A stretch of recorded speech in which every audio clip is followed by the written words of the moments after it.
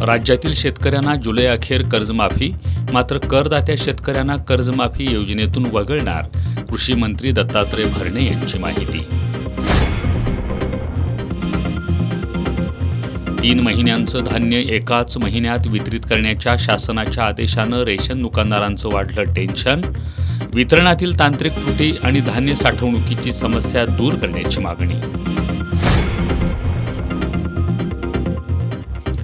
मक्तेदारानं वेळेत वेतन न दिल्यानं इचलकरंजीत कामगारांनी कचरा उठाव केला बंद.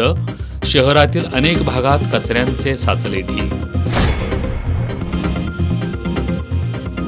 कोल्हापूर जिल्ह्यात स्मार्ट मीटरला वाढता विरोध. महावितरण विरोधात न्यायालयात याचिका दाखल करण्याचा सांगरूळ ग्रामपंचायतीच्या विशेष ग्रामसभेत ठराव मंजूर.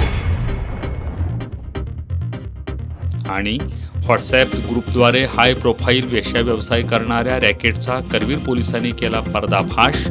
वाशीतील सनराइज लॉजिंगवर छापा. दोघे ताब्यात. एका पीडित महिलेची केली सुटका.